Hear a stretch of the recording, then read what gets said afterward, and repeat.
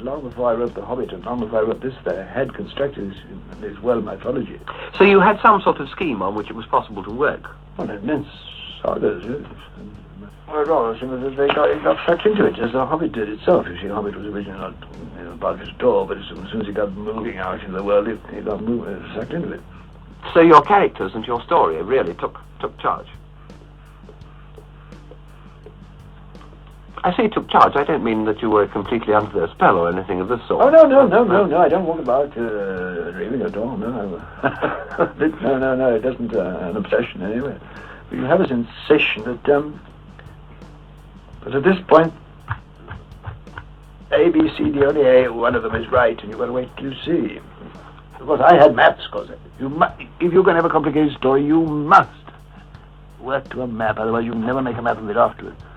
The moons, I think finally, the moons and suns have worked out according to what they were in this part of the world in 1942, actually. They must have something where they... You began in 42, did you, to write it? Oh, no, I began in 30, as soon as The Hobbit was out, in the 30s, yeah. It was finally finished just before it was published. I wrote it about 1949, I think. I remember I actually wept at the denouement thing.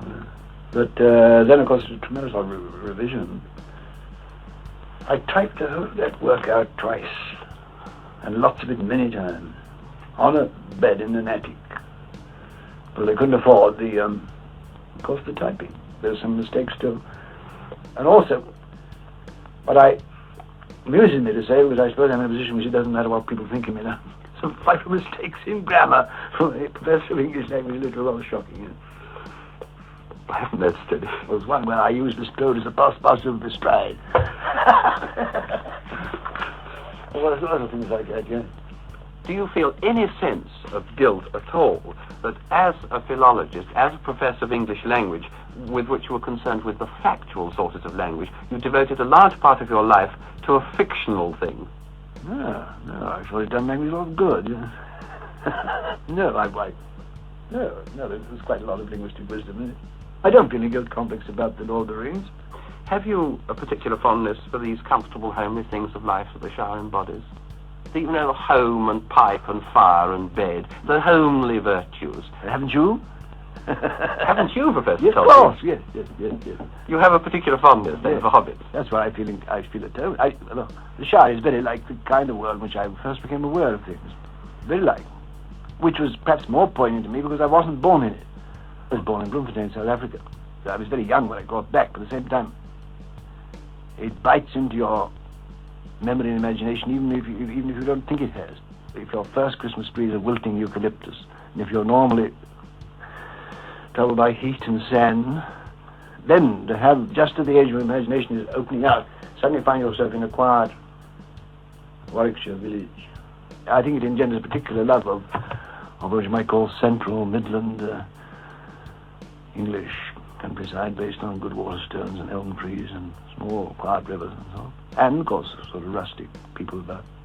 At what age did you come to England? I suppose when I was only about 3 1/2. Pretty poignant, of course, because you see, one of the things why people say they don't remember is because it's like constantly photographing the same thing on the same plate. Slight changes simply make a blur. But if a child's had a sudden break like that, it's conscious. What it tries to do is to fit the new memories onto the old. I've got a perfectly clear, vivid picture of a house, but I now know that it's a beautifully worked out pastiche of my own home in Bloemfontein and my grandmother's house in Birmingham. Because I can still remember going down the road in Birmingham and wondering what had happened to the gallery, what had happened to the balcony. So constantly I do remember things extremely early. I can remember bathing in the Indian Ocean when I was not quite 2, and I remember it very clearly. Frodo accepts the burden of the ring, and he embodies, as a character, the virtues of long-suffering and perseverance, and by his actions, one might almost say, in the Buddhist sense, he acquires merit. He becomes, in fact, almost a Christ figure. Why did you choose a halfling, a hobbit, for this role? I didn't do much choosing. I wrote the Hobbit choosing. All I was trying to do in the role was to carry on from the point where the Hobbit left off. Well, I got hobbits on my hands, didn't I? Indeed, but there's nothing particularly Christ-like about Bilbo. Oh, no. No, no. But in the face of the most appalling danger, he struggles on and continues, and wins through. But that seems, well, I thought it was more like an allegory of the human race. I've always been impressed. We are here surviving because of the indomitable courage of quite small people against impossible odds, jungles, volcanoes, wild beasts. They struggle on, almost blindly in a way. I thought that conceivably Midgard might be Middle-earth or have some connection. Oh, yes, they're the same word. Most people have made this mistake and think Middle-earth is a particular kind of Earth or is another planet, and in the science fiction sort. But it's simply an old-fashioned word for this world we live in, as imagined surrounded by the ocean. It seemed to me that Middle-earth was, in a sense, as you say, this world we live in. But this world we live in at a different era. Oh, no, at a different stage of imagination, yes. Did you intend, in The Lord of the Rings, that certain races should embody certain principles? The elves, wisdom, the dwarfs, craftsmanship, men, husbandry and battle, and so forth? Didn't intend it, but when you've got these people on your hands, you've got to make them different, haven't you? Well, of course, as we all know, ultimately, we've only got humanity to work with. It's the only clay we've got. We should all, or at least large part of the human race, would like to have greater power of mind, greater power of art, by which I mean that the gap between the conception and the power of execution should be shortened. We should like that, and we should like, of course, longer time, if not indefinite time, which to go on knowing more and making more. Well, therefore, we make the elves immortal in a sense. I had to use immortal, but I didn't mean that they were eternally immortal, merely that they are very longevo, and their longevity probably lasts as long as the inhabitability of the earth. The dwarves, of course, quite obviously, couldn't you say in many ways they remind you of the Jews? All their words are Semitic, obviously, constructed be Semitic. The hobbits are just rustic English people, made small in size because it reflects the general small reach of their imagination, but not the small reach of their courage or latent power. This seems to me one of the great strengths of the book, amid this enormous conglomeration of names. One doesn't get lost. At least after the first reading, after the second reading of the book. Well, it doesn't need any extra. I'm very glad you told me that, because I gave a great deal of trouble. Well, you must, you see. Also, of course, gives me great pleasure. A good name. I always, in the writing, always start with a name. Give me a name and it produces a story, not the other way about, normally. Of the languages you know, which were the greatest help to you in writing The Lord of the Rings? Oh, no.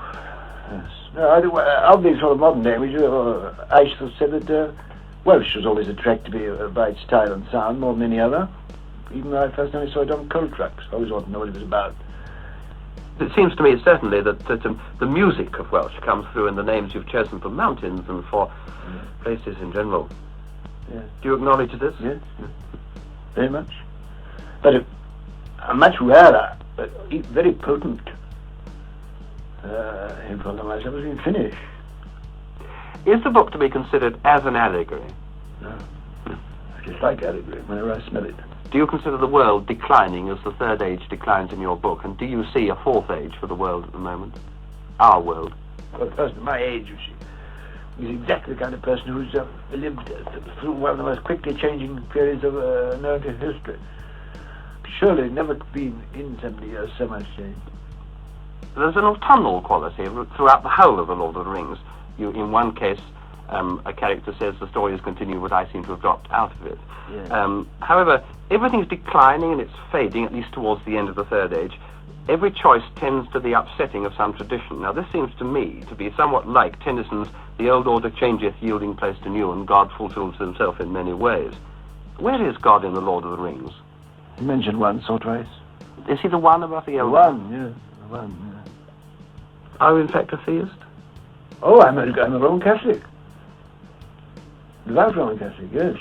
Do you wish to be remembered chiefly by your writings on philology, on other matters, or by The Lord of the Rings and The Hobbit? I shouldn't have thought there's no much choice in if I remember at all. By The Lord of the Rings, I'd take it. Won't it be rather like the case of Longfellow, won't it? People remember Longfellow wrote Hiawatha and perhaps one or other. They quite forget he was a professor of modern languages.